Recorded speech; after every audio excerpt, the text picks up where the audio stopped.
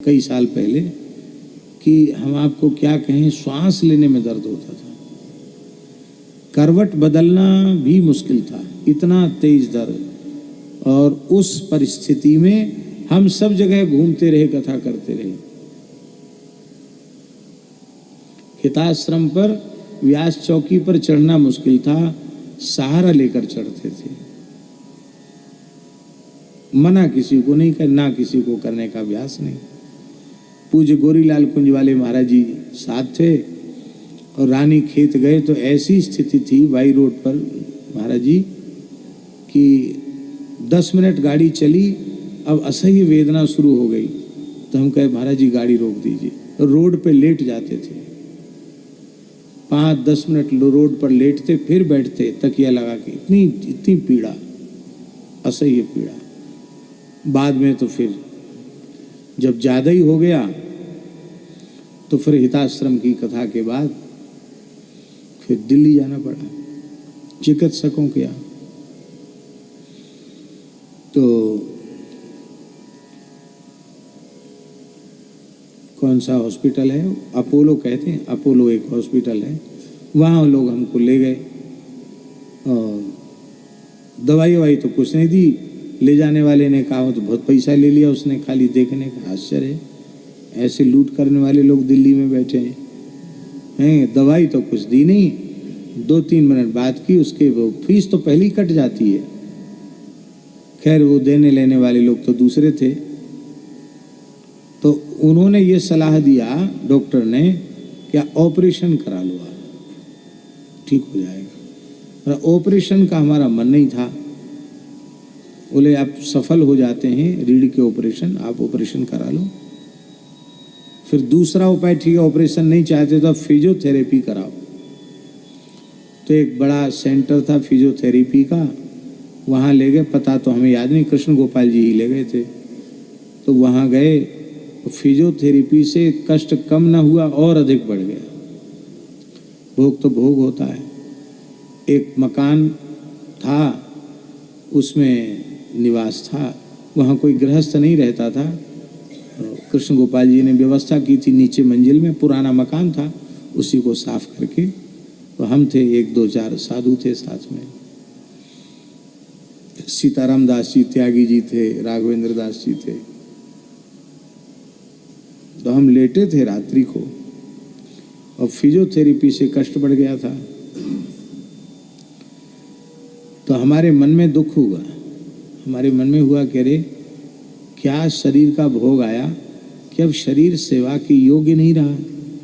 न तो भगवत सेवा कर सकते, न संत सेवा कर सकते, न गौ की सेवा कर सकते, भगवत चर्चा भी नहीं कर सकते।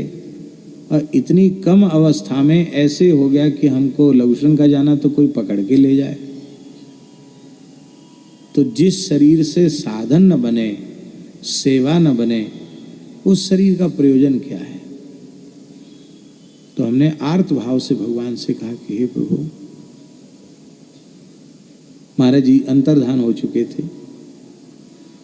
तो हमने कहा हे प्रभु, श्री गुरुदेव भगवान जहाँ विराज रहे हैं, आप कृपा करके उन्हीं की चरण सन्निधि में इस दास को भेज दें। अब जीने का कोई प्रयोजन नहीं है। हम ये बिल्कुल नहीं कहते हमारा रोग नष्ट हो जाए, लेकिन आप कृपा करें हमारा देह छूट जाए और हमको महाराज जी की सन्निधि मिल जाए।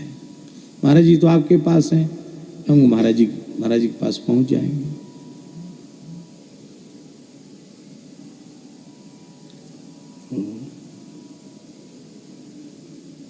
भीतर से दुखी होकर के भगवान से प्रार्थना की, गुरु जी से प्रार्थना की कि गुरु जी अब अपनी सन्निधि प्रदान कराओ। तो जैसे ही नींद आई तो महाराज जी पधारे, भक्तमाली जी महाराज पधारे। और महाराज जी जैसे ही आए तो हम सहसा उठ के खड़े हो गए, स्वप्न में, जागृत में नहीं। और हमने साष्टांग प्रणाम किया। अरे नहीं पंडित जी, तुम उठो मत, खड़े मत हो, तुमको डॉक्टर ने झुकने को मना किया है, झुको मत, यहीं बैठ जाओ। उनके नहीं, हम चरणों बैठ गए। महाराज जी चौकी पर बैठ गए और बैठते ही बोले, शरणागत को यह अधिकार किसने दे दिया कि हमारा शरीर छूट जाए। ये शब्द था महाराज। जब तनमन प्राण सर्वस्व भगवान के अर्पित कर दिया तो जहाँ रखें, जैसे रखें, जिस परिस्थिति में रखें, उसमें प्रसन्न रहना चाहिए। ये मरने की प्रार्थना करना, इसका मतलब आपने अपने आप को भगवान को समर्पित नहीं किया। और बोले, हंसकर बोले, देखो तुम कथा कहते हो तो तत्तेनु कंपाम सुसमीक्षमाणा की बड़ी सुंदर व्याख्या करते हो।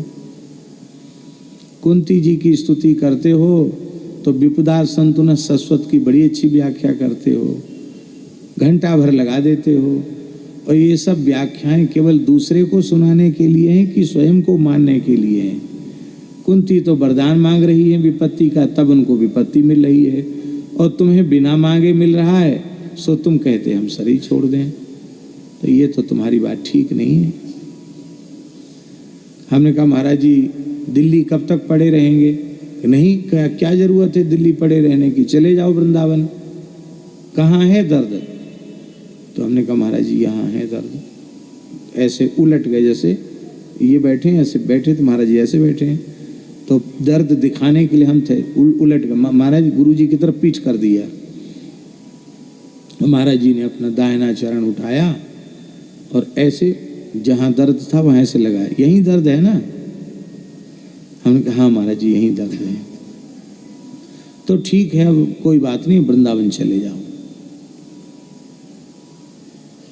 तो स्वप्न टूट गया। स्वप्न टूटा तो हमने क्या देखा कि हम चौकी से उतर के बैठे हैं नीचे,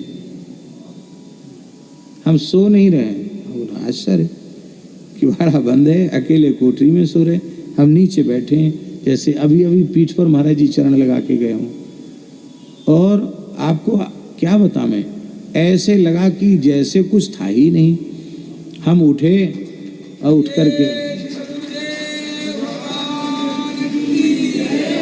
और शौचालय में गए, स्नान किया, शौच गए, दातुन कुल्ला किया और गुनगुना पानी करके स्नान किया। किस जगाया नहीं किसी को। रात्रि को 3 बजे की तो बात है। तो लोग, राघवेंद्र दास जी जगे सबसे पहले। तो उन्होंने हमसे कहा कि आप तो कहते थे कि हमको पकड़ के लवसंका ले चलो, आज क्या हो गया आपको? ये बाल्टी उठा रहे हो। हम पानी थोड़ा ज़्यादा फैलाते हैं, ये दोष है। जल हिसाब से ही खर्च करना चाहिए, लेकिन जल प्रिय हैं ऐसा समझो, स्नान प्रिय हैं। अभी जो अब की बार जो कुछ कफ वृद्धि हुई, इसमें भी हम ही कारण है, क्योंकि चित्रकूट उनकी आज्ञा हुई थी जगत गुरु जी की, तो गए आए और फिर उसी दिन चंद्र ग्रहण था, तो चंद्र सरोवर पर बैठे रहे और फिर 2:30 बजे रात को उसमें खूब गोता लगा के स्नान किया। वहीं बैठ कर के जो कुछ भगवत स्मरण करते रहे। एक लोग मन में ये भी रहता कि हम यदि लेट गए तो ये तो लोग तो पास में रहने वाले तो कहने से भी नहीं करते हैं, पर कम से कम किसी भी बहाने से हम बैठ जाएंगे तो उसके सहारे 10-20 लोग और बैठ जाएंगे, ऐसा मन में भाव रहता है। इसी भाव से हम बैठ गए। अब स्नान किया और उस ऐसी सर्दी बैठी कि बस वो फिर बैठते चलेगी, वो बिगड़ती चलेगी, विश्राम हुआ नहीं। ऐसा तो हमने उनको नहीं बताया, राघवेंद्र दास जी को नहीं बताया कि ऐसा स्वप्न हुआ। हमने कहा नहीं, आज हमें बहुत आराम है, लगता है कि अब ज़्यादा कुछ कष्ट नहीं है और हम तो जाएंगे, वृंदावन जाएंगे। दूसरे दिन वृंदावन आ गए। बाद में फिर पथमेड़ा में चिकित्सा हुई, लेकिन वो जो भयंकर पीड़ा थी, सूजन थी, कष्ट थी, वो चला गया। तो कहने का आशय ये है कि गोस्वामी जी कहते हैं, जय जय जय हनुमान गुसाई, कृपा करो गुरुदेव की नाई। उनको कहना चाहिए कि जय जय जय हनुमान गुसाई, कृपा करो रघुनाथ की नाई, ऐसे कहना चाहिए हैं। पर राम जी की जैसी कृपा नहीं। हनुमान जी से कहते जय जय जय हनुमान गुसाई, कृपा करो गुरुदेव की नाई।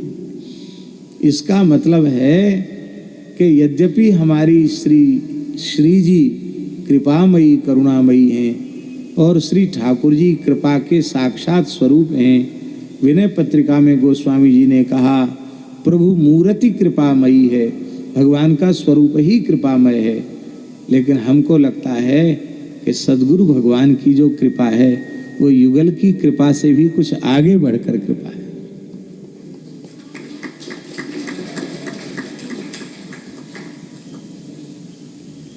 जीते जी तो वे प्रारब्ध का नाश कर देते हैं, कृपा करके खुद भोग लेते हैं, और कई बार ऐसा भी कर देते हैं कि भगवान की सन्निधि में पहुंचने के बाद भी आश्रित की पीड़ा का हरण वे अपनी कृपा करुणा से कर लेते हैं।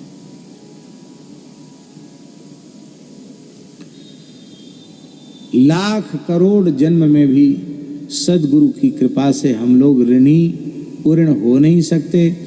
पूर्ण होने की सोचना ही अपराध है। माई मेरे श्याम